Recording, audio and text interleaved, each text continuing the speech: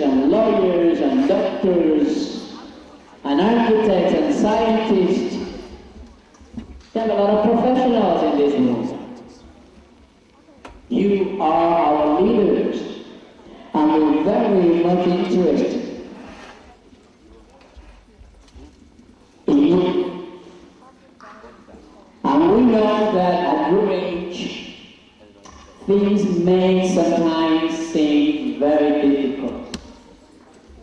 But what we do with our program is bring you community leaders, successful people from our community.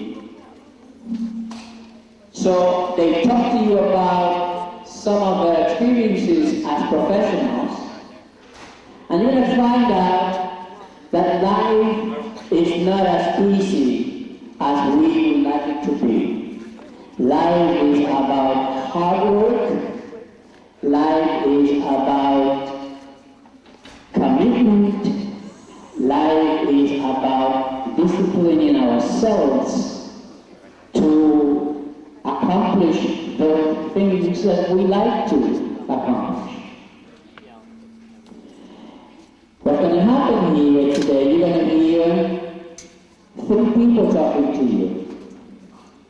And then we're going to ask you to do something that I know for a fact that you love to do. I know that you love to write. And because I know that you love to write, we are going to invite you to write an essay. And you're going to be writing an essay based in your perception of what you're going to be hearing today from the 3 of us. And I know that, you are a terrific group, because usually when I tell the groups that they like to write, they react. And you didn't react. Thank you very much, I appreciate that. But let me tell you what's going to happen. You are going to be invited to write an essay. And then we are going to, the school administration is going to select the 10 best essays. We're going to give them to us. And our education commission, which is comprised of school administrators and educators, now this group will select the 3 best essays. And the authors of those 3 best essays are going to be invited to with their families and their teachers. And the school principal is going to be there, and Mr. Klein is going to be there, and then Maisha and Miss Quintero will also be there, and they will be presenting a plaque to the 3 winners, the 3 people that we select. You like that? That sounds a little better now, right? Well, life is about hard work, that's what I said before. But you see, life is also about choices. And you may choose not to write an essay. But if you don't write an essay, you're going to miss the opportunity perhaps to win. So every time that you make a choice in life, there is a consequence. You may not write the essays, consequence. You're not going to be, you lose the opportunity to be selected. You're not going to compete. I'm going to be hearing today a lot of things about choices and consequences and commitment. Let me ask you a question. How many of you have dreams? Terrific. Terrific. We should all have dreams. But we must understand the difference between a dream and a wish.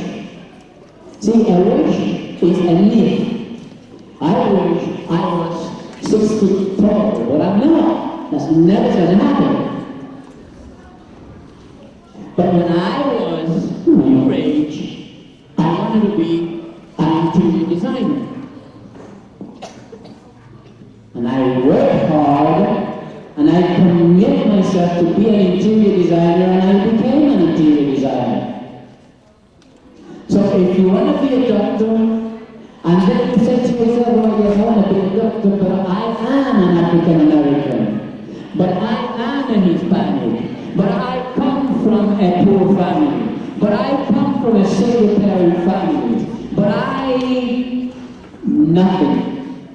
If you want to be a doctor, a lawyer, architect, a teacher, whatever, it's within you to become whatever that you want to become, so long that you commit yourself to do it. My son is a doctor. When he was very small, he used to say, I want to be a doctor. And he worked very hard for it. And today he is a very successful doctor. My daughter was about your age, but one day she said, Dad, she was looking at a magazine, she said, Dad, I want to be an executive with Gucci. I don't know where she got that idea from, but you know what? My daughter today is a big executive with Gucci. And she is a Puerto Rican. You know what? The color of your skin, nor your country of origin, should be an impediment for you to dream and to make your dreams come true.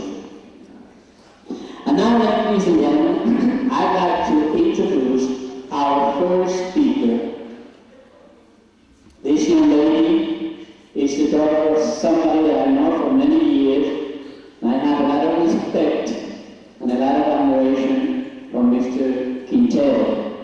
And his daughter today come before you to share some of her experiences as a Hispanic professional woman. Let's welcome Ms. Alejandra Quintero. Let's give her a big hand.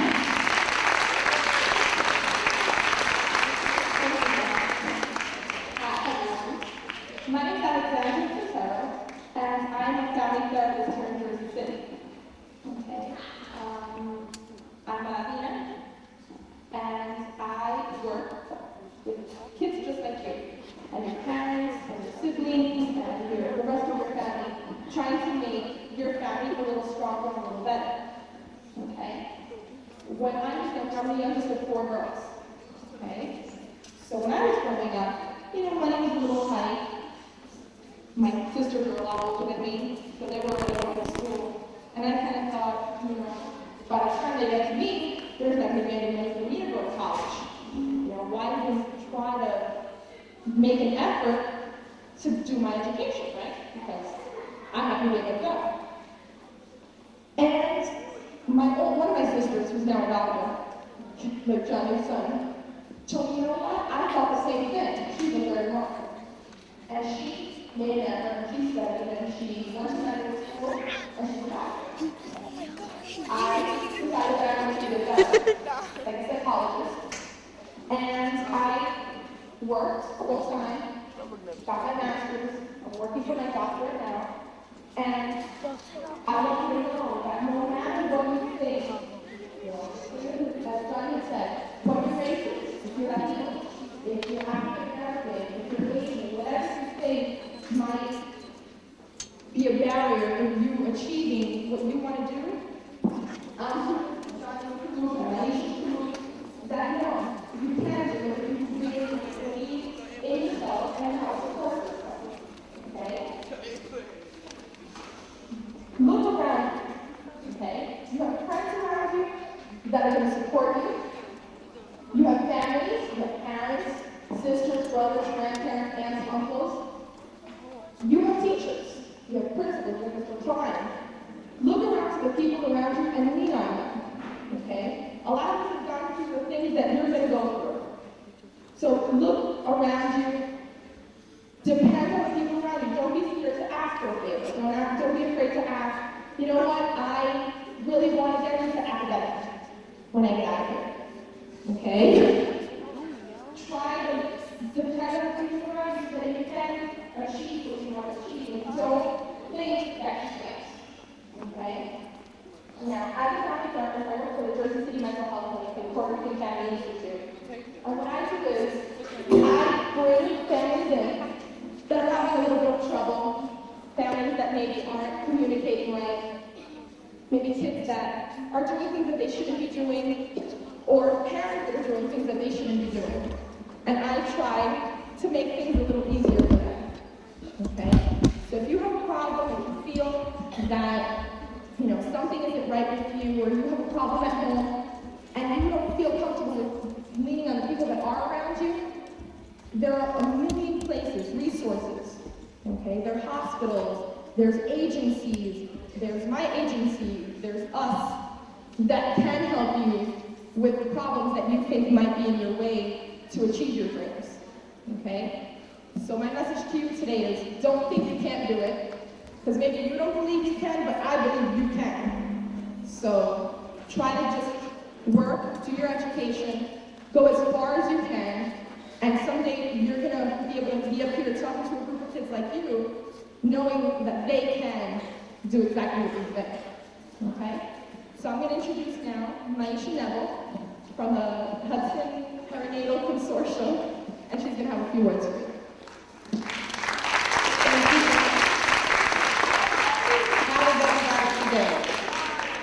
Oh, that sounds terrible.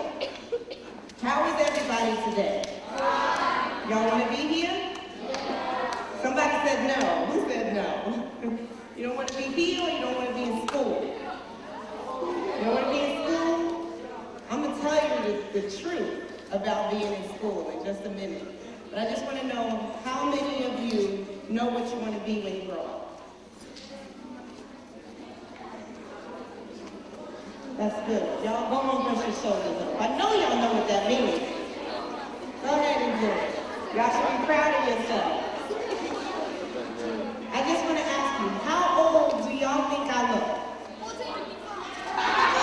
Somebody said 14. You would be my friend forever. Who said 40?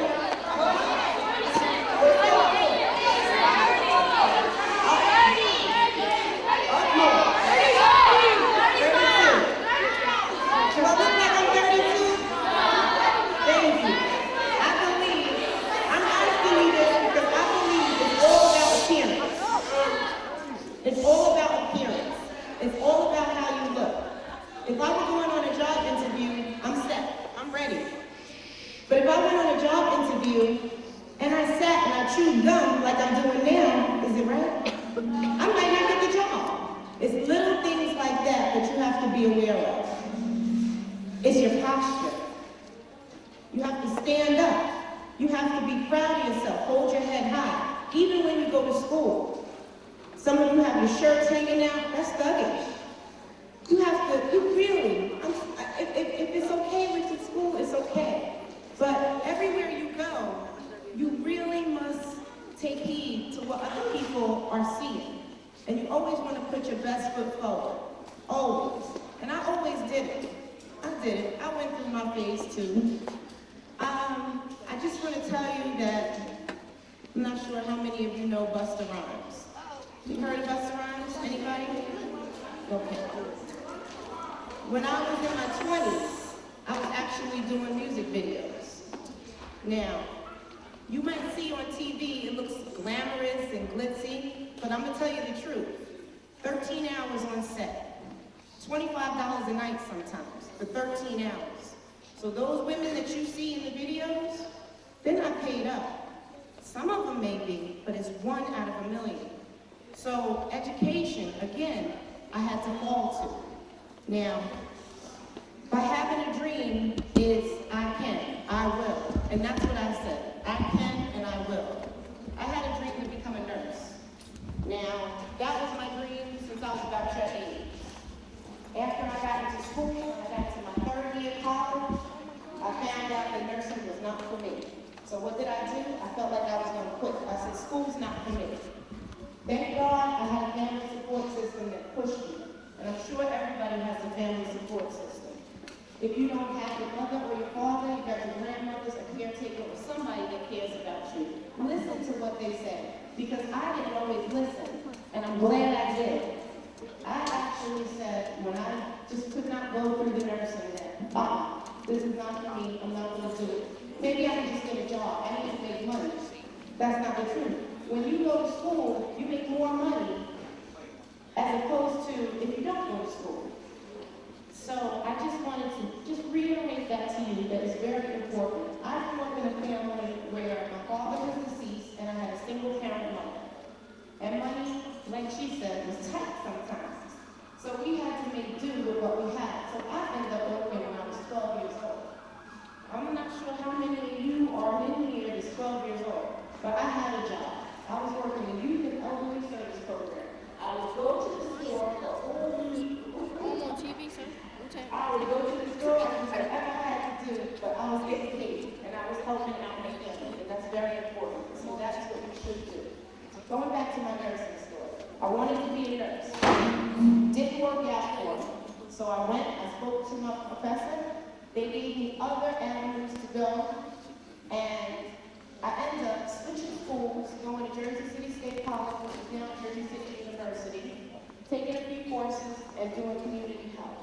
After I got out of school, I couldn't find a job. I said, oh my goodness, now what am I going to do? So I didn't give up. I just never gave up. I kept looking. I landed a job in a hospital. I actually traveled the world. I trained doctors and nurses on how to become an anti-aging. My company went bankrupt, and that means that they ran out of money. So what was I to do? I didn't give up. I kept going. I found out that I was worth more than giving up. And everybody in here who raised their hand and said, I have a dream, I know what I'm going to be, has to believe that we're worth something. And that's an important message to tell you. If you don't want to be in school, that's a bad sign. Because if you don't want to be in school, you might end up on the street with the cops chasing you around. So just be careful, because I grew up with a lot of people who are in jail now. So I said to myself, I'm not going to be that way. And you know how it is if you have to go to jail. You have nothing. So, after I got out of school, and I went through these jobs, and then my job went bankrupt, I found Hudson Perry Native Consortium. That's where I am now. I'm downtown Jersey City. I supervise, and I'm an outreach coordinator and community educator. So I basically try and teach women how to take care of themselves, how to be stress-free, so that they can have beautiful children like themselves and grow up strong and lead the world. My message is, I can and I will, and I believe everybody in this room can and will achieve. Can I get everybody to say what I just said? I can, I will. Achieve my goal. Give yourself a round of applause.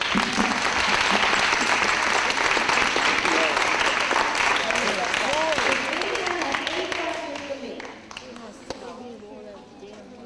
Nobody has no questions? Stand up, everybody. Let me see you there. Hello?